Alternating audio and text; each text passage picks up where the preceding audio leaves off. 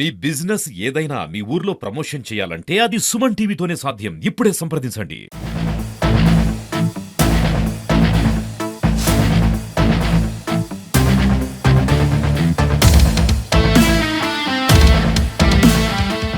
ఆంధ్రప్రదేశ్ విద్యా సంక్షేమం మౌలిక సదుపాయాల సంస్థ డైరెక్టర్ పదవి ఇచ్చినందుకు మొదటగా మాన్యశ్రీ గౌరవనీయులైన ముఖ్యమంత్రి వర్యులు శ్రీ నారా చంద్రబాబు నాయుడు గారికి, అలాగే యువ నాయకుడు విద్యా ఐటీ ఎలక్ట్రానిక్స్ మంత్రివర్యులు శ్రీ నారా లోకేష్ బాబు గారికి, అదేవిధంగా గౌరవ చరితారెడ్డి ఎమ్మెల్యే గారికి, గౌరవ వెంకటరెడ్డి గారికి, శివానందరెడ్డి గారికి, మా సహచర మిత్రుడు జయసూర్య ఎమ్మెల్యే గారికి, కర్నూలు జిల్లాలో ఉన్నటువంటి మంత్రులకు, ఎమ్మెల్యేలకు, ఎమ్మెల్సీలకు, మాజీ ఎంపీలకు, మాజీ మంత్రులకు అందరికీ, తెలుగుదేశం పార్టీ అధ్యక్షులకు, నా తెలుగుదేశం పార్టీ కుటుంబాలందరికీ ఈరోజు నేను నమస్కారం తెలియజేస్తున్నా.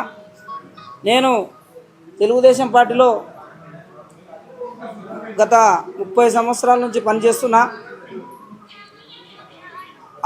30 సంవత్సరాల నుంచి పనిచేస్తున్నప్పటికీ నేను ఇప్పుడే నందికొట్కూరు శాసనసభ్యుడు టికెట్ అడిగిన ఈ 2024 సంవత్సరంలో.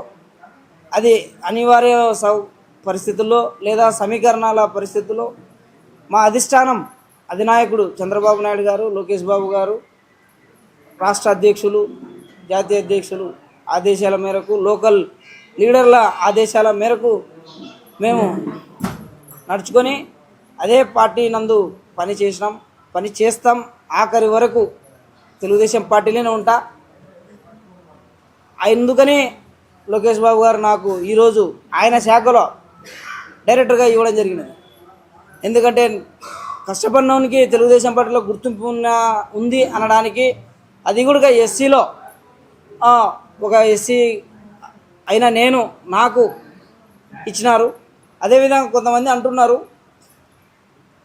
మాలా సామాజిక వర్గానికి తెలుగుదేశం పార్టీ దూరం అని. నేను మాలనే, తెలుగుదేశం పార్టీలోనే ఉన్నా.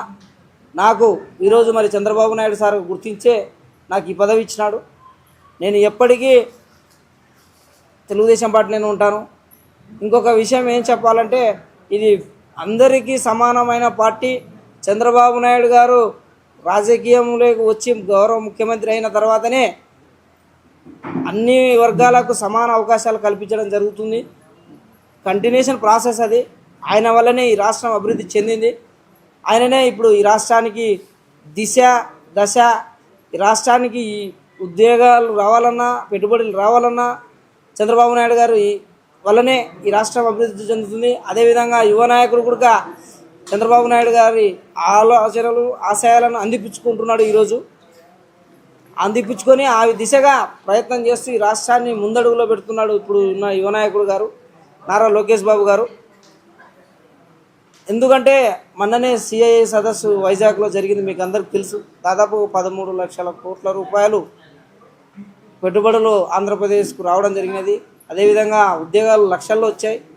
అదేవిధంగా ఈ రాష్ట్రాన్ని అభివృద్ధి, సంక్షేమం, పెట్టుబడులు తేవడం, రాష్ట్రానికి సంక్షేమం ఏర్పాటు చేయడం ఇవన్నీ జరుగుతున్నాయి.